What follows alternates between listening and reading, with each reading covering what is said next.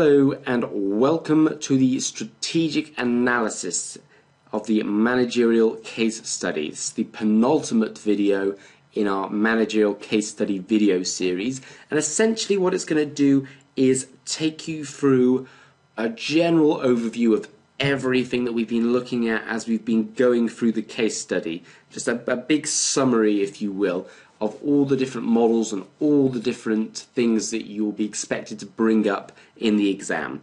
So let's begin. So let's start by just giving a brief overview of the entire case. Obviously you should know it quite well from all the work that you've done, both yourself and with me here. Essentially it's on the shipping industry. Now this is an industry that many of you may not be very familiar with. As I've put here, we all know that the products that we use have probably come from overseas. They've been transported there on these sorts of ships, but do any of us really know much about it? How that product gets from a factory in, say, China to your desk in America or your desk in England, for example. Now we know that Flote is a very successful company. It's operating on a international level. It has 387 ships, making it one of the largest shipping companies in the entire world. It also has large revenues, albeit one that had decreased over the case study, and some fairly strong margins still. And we can assume it's got a fairly strong loyal customer base. There is no real mention of this in the case study, but you don't get to be where they are without a steady stream of customers. So what we're going to do is we're going to analyze the whole thing in what's known as the rational model. So this is essentially where we want to go from a strategic, objective point of view, where we are now from an assessment of the business point of view, and the bridge that's going to get us from A to B. So, what is the mission and the objective of the company? This can be assessed by looking at the ethics of the company, of the governance of the company, and by assessing the stakeholders in what we know as the Mendelow's matrix, as we've mentioned several times throughout the case study. And we do that by assessing where we are now. So looking at the business environment in which Flote operates in, assessing the external environment through PESTLE and the 5 forces, and then also doing internal analysis such as the product life cycle, and summarizing that in a SWOT analysis, which, as I'm sure you must know by now, is the strengths, weaknesses, opportunities and threats of the company. And then we formulate this into our business strategy. So looking at methods of growth, the ANSOS matrix, which also covers risks, and the generic strategies, of all of which help build our platform to get us from the now to the future. And as you can see just a little bit here at the bottom, that if you need any reminding on all these different theories, the MCS study text part 2 summarizes all the key models that you will have learnt through E to F2 and P2. So the first step, where are we going and where we are now? So mission and objectives. Now first of all, a mission statement, or the mission of the company, is what is it doing? What does it want to do? Where does it want to go? And what is it trying to achieve? Now, interestingly enough, in the case study, we were not given a mission statement by CIMA for Flote.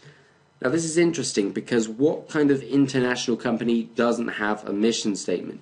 Usually every single company will have a mission statement. And Campbell set out a series of elements of what a mission statement should contain. What is the purpose of the company? What do they exist for? Now, who do they exist for, as mentioned here? And the strategy of it. How is the company going to compete in an industry with the competitors that it has, with the forces acting upon the industry as it does? And what does that company value? Do they value good service? Do they value progressive service? Do they value getting the amount of money that they can out of the industry for their shareholders? And the policies on it, what do they want to portray to the industry and to the general public?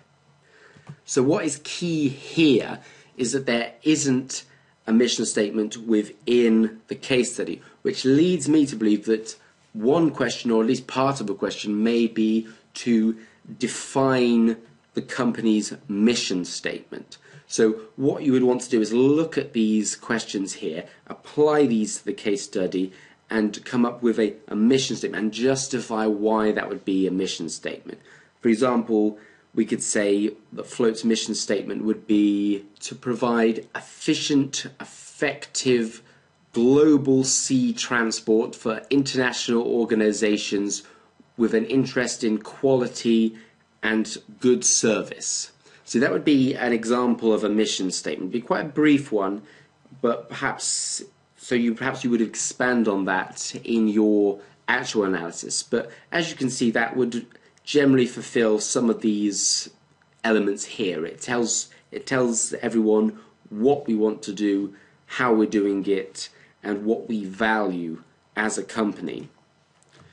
So objectives are often focused around efficient use of the company's resources, good motivated staff, and keeping track of performance and growing. Now, we weren't really given any of these in the actual case study. So what you can interpret from that is that either they're going to bring in your specific targets in the unseen and in the exam, but if they don't, then we can think of that as a real weakness in the company's approach, that they do not have these specific targets in mind for their overall objective, which is a very poor thing really for an international organization. And I've just put a little bit here about the balanced scorecard. Those of you who've recently done your OT exams, particularly your P2 exam, will know about this. Now, the balanced scorecard is, well, it's a group of different performance metrics, not all of them financial, that you should be working towards to provide good service. You should be working towards to work well as a company. And so there's little evidence here in the case that there are any real non-performance measurement objectives. Now this could be surveys to show the satisfaction of the staff. We know that the staff are, or we can assume that they are satisfied by the high retention rate, but are there any metrics in place to measure that? So these are things that you should be aware of and things that could be examined. So now we move on to governance. Now governance is a very important thing. All listed companies must either apply with corporate governance or explain to their shareholders why they haven't. And if this explanation doesn't meet the grade, it can have a real detrimental effect on the company.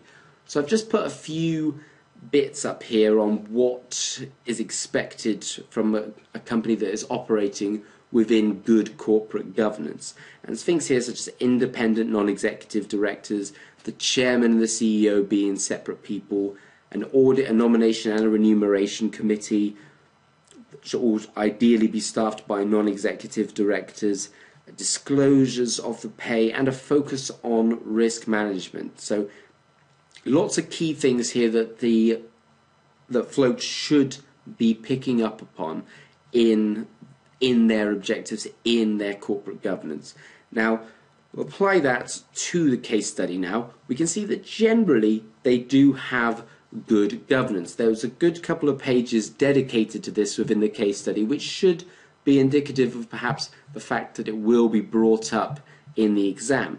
So here are some good points about them. They do have the right amount of balance between non-executive directors and executive directors. Now they could possibly stand to add one more to each thing, because the governance code does suggest a perfect board is 12 people, 6 non-executive, 6 executive. And they do have an independent non-executive chairman. who isn't the CEO, so that's a good thing, and she is experienced in the industry in which she is the chairman of. She is also head of the audit committee, so that is also good from a governance point of view, as it's a non-executive director who is on the audit committee. Also here, just have some information about the internal audit department and how important it is, particularly for companies such as Flote, which will have to comply with a lot of health and safety regulations and things like that. However, the big glaring thing here for poor corporate governance was no remuneration committee. Now, the remuneration committee are the people who decide upon the pay and the salaries of the directors. So, of course, it needs to be non-executive directors, because we can't have a situation where directors are deciding on their own pay. Now, there's no information here in the case study as to whether that is the case or isn't, but we have to take what we see, that there is currently no remuneration committee.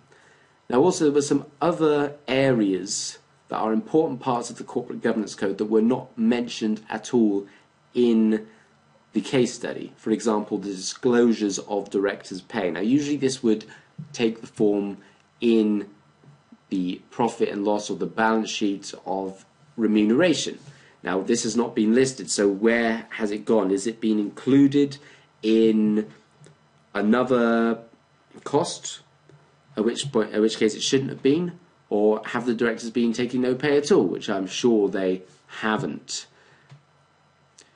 By which I mean I'm sure that's not the case. I'm sure the directors have been paid very well. There was also no mention of meetings with shareholders or holding annual general meetings, which of course they are supposed to do at least once a year.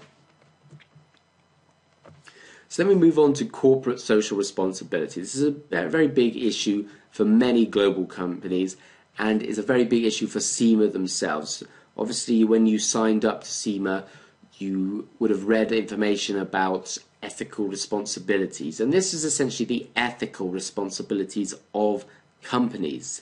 So, particularly with a company that uses such large amounts of fossil fuels and has such displacement on the world, will need to consider corporate social responsibility. So let's take a look at some of the ones here. Now, there was environmental issues. Obviously, a huge outlay of fuel, of diesel, of oil, of things like that in this industry. In fact, if you recall, half of the running costs of their ships were basically on fuel. So from a CSR perspective, this is quite bad, as in the public will see that the company is using these vast amounts of fuel, producing vast amounts of atmospheric damaging gases into the air.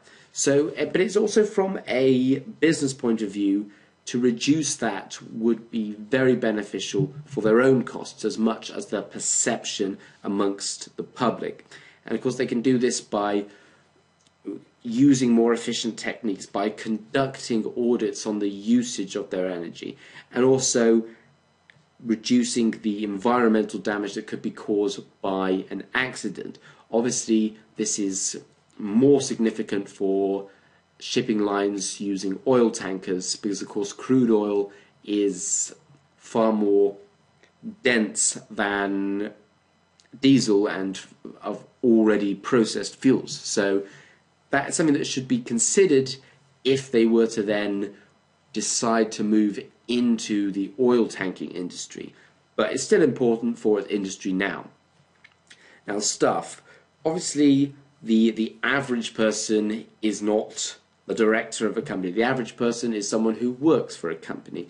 And so the average member of the public is someone who works for a company. And therefore, they share an affinity amongst themselves. So if a person on the street reads a newspaper article saying about how Flote has been mistreating its staff or not helping its staff out, they're going to look on that in a negative sense. But fortunately for Flote, they seem to have taken this this idea on board, and it shouldn't necessarily be a case of they're doing it just so they don't look bad. Should be the standard. You want your staff to feel like they matter, to feel that they are treated well, and there's plenty of evidence in the case to say that they are. Have been given access to internet and to phones while they're on voyage to make sure they can contact their family. There's a lot of training involved, so the staff will feel like they are developing and improving. And I'd also put this bit about community here, and charitable support. Now, there is no direct mention of it in the case, but I'm putting it in there as a potential route to go down. Companies like to help out charities, particularly in the local communities. How many times have you seen charities and days run by companies sponsoring the event? It's great for the image of the company, and it's great for the community in which the company operates it. And the reason why I've put this on here as well is that a member of the non-executive directing board is a major board member on a charity. So there is a potential route one that we already have. So now move on to critical success factors. Now, there are many factors that affect the success of a business, but critical success factors are the ones that are absolutely imperative, as in, without these, the business will fail. And as we know from the very introduction, the main business that the Flote operates in is shipping and logistics, or fleet logistics, which was the loading and unloading of container ships. So any factor that is critical to those two operations is critical to Flote. And so